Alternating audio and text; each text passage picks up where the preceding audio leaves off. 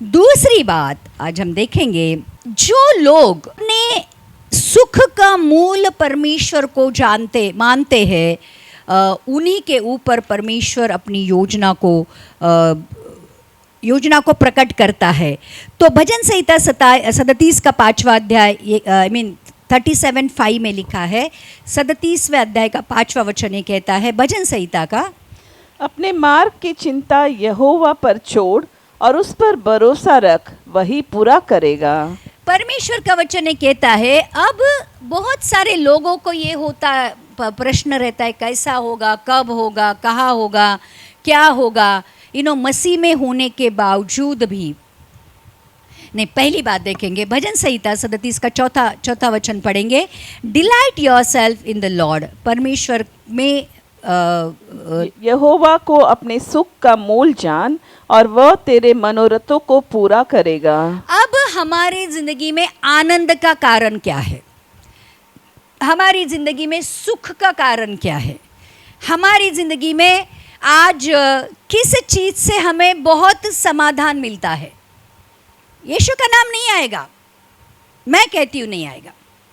आपके सुख का कारण आपकी फैमिली है, आपके सुख का कारण आपका बिजनेस है, आपके सुख का कारण आपकी नौकरी है, आपके सुख का कारण आपका घर है, आपकी पैसा है, आपकी प्रॉपर्टी है। आपने उसको आपके सुख का मूल का मतलब जिससे आपको बेहद खुशी होती है, जिसके साथ रहने में आपको शांति मिलती है, जिसके साथ आपको समाधान मिलता है।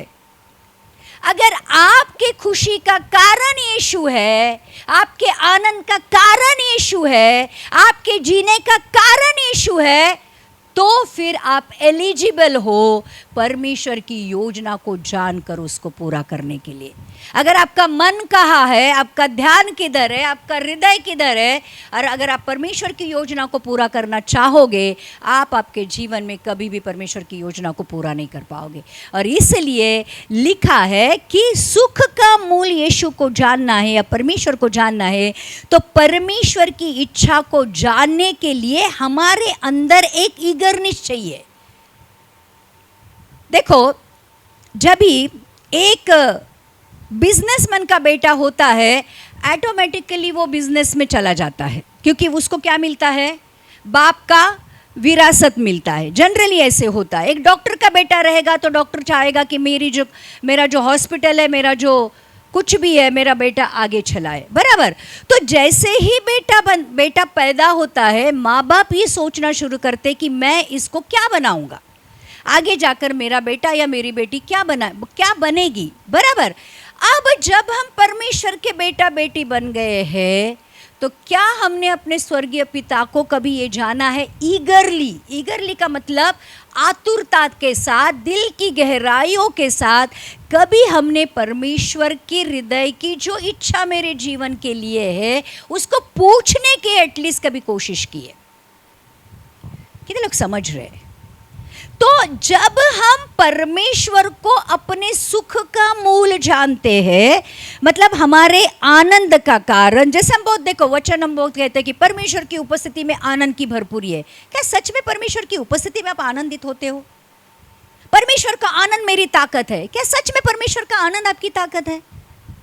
कभी हमने ये परमेश्वर की शांति मेरे समझ से परे है, मेरे विचारों से परे, कभी सच में उस विचारों के परे वाली शांति का आपने कभी अनुभव किया है? कभी हम लोग कहते हैं परमेश्वर मैं तुझसे प्यार करता हूं, कि कभी भी दिल की गहराइयों से परमेश्वर के लिए वो प्यार को महसूस किया है? ऐसे कभी हुआ है कि परमेश्वर की बहुत दिल से याद आई है? ऐसा हुआ है कि इतना ज़्यादा हम परमेश्वर के लिए डेस्परेट हो रहे हैं कि बाइबल लिया है, बाइबल पढ़ रहे हैं, जैसे किसी प्रेम पत्र को हम पढ़ रहे हैं, वैसे बाइबल पढ़ रहे हैं, परमेश्वर के साथ बातें करने के लिए हम व्याकुल है। कब मैं प्रार्थना करूं, कब मैं परमेश्वर के साथ बैठूं? ऐसा कभी हुआ है हमारी जिंदगी में? नहीं होता है, नहीं होता है। परमेश्वर ये चाहता है, जैसे देखो, मैं दाऊद राजा को इसलिए बहुत ज़्यादा प्रशंसा करती हूँ। वो कहता है कि जैसे हरिणी पानी के लिए लुलपती है, तड़पती है, वैसे मेरा प्राण तेरे दर्शन के लिए तड़पता है। कभी वो तड़प हमारी जिंदगी में परमेश्वर के लिए आई है? जितने भी बाइबल के जो लोग हैं जिन्होंने परमेश्वर के ऊपर भरोसा किया, उन्होंने सिर्फ भरोसा नहीं किया है प्रियो, उन्होंने परमेश्वर से प्रेम भी किया। अब अब्राहम का बसा बसाया घर था, बसा बसाया जिंदगी थी, ऑन फ्रॉम नोवेयर एक दिन परमेश्वर अब्राहम के पास आता और कहता है, देख तेरे कुटुंबीय, तेरा पिता का घर और तेरे तेरे देश को छोड़कर मैं जिस देश में जाने के लिए कहता हूं निकल। और अब्राहम सब कुछ छोड़कर परमेश्वर के बताए हुए रास्ते पर चलने लगता है। क्या हमें इतनी डेयरिंग है, क्या हमें इतनी विश्वास है कि हम परमेश्वर कहे कि उठ तो उठेंगे और चल पड़े तो चल पड़ेंगे? परमेश्वर आज ऐसे लोगों को ढूंढ रहा है। तो प्रियो, क्या हमारे जिंदगी में परमेश्वर की इच्छा को पूरी करने के लिए वो आतुरता है, वो इच्छा है? और जब हम परमेश्वर के मकसद परमेश्वर में रहते हैं, उसमें अपना सुख आनंद शांति और प्यार ढूंढते हैं, तो वह हमारी गहराई वाली दिल की इच्छाओं को जानकर पूरी करता है। देखो, परमेश्वर जब हम उसकी इच्छा को पूरी करते हैं, तो देखो यहाँ पर लिखा है 37:4 में कि उसको अपने सुख का मूल जान, तो वह तेरे मनोरथों को पूरा करेगा। और मैं कहती हूँ, जो परमेश्वर से प्यार करता है, उसके दिल की गहराई वाला कोई दूसरा मनोरथ नहीं होगा परमेश्वर के अलावा। कितने लोग समझ रहे हैं? अब मैं परमेश्वर में हूं तो मैं ये नहीं चाहूंगी कि प्रभु मुझे पूरा राज्य दे, मतलब मेरे लिए रूल करने के लिए, प्रभु मुझे पैसा दे, प्रभु मुझे प्रॉपर्टी दे। नहीं, मेरा मनोरथ भी ये रहेगा कि प्रभु तू मुझ में बना रहे, मैं तुझ में बना रहा हूँ, प्रभु मैं तेरी इच्छा को पूरी करती रहूँ और तेरे साथ अनंत काल के लिए मेरी जिंदगी को जीती रहूँ। कितने लोग समझ रहे? आज मसीह लोगों को थोड़ा सा हट के सोचना पड़ेगा जिंदगी के बारे में। ध्यान रखना, आज वैसे ही नॉर्मल जिंदगी हम नहीं जी सकते हैं।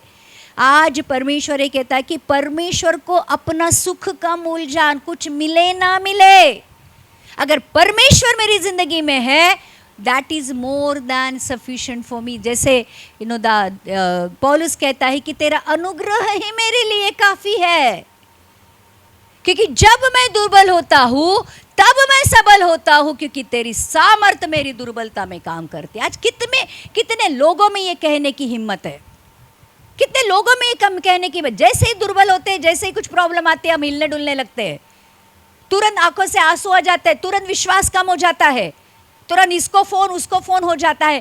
कभी भी बैठकर अगर प्रॉब्लम भी आती है तो भी हम ये कहते हैं, जैसे परमेश्वर कहता है, ना ही मैं तुझे टांगूंगा और ना ही छोड़ूंगा।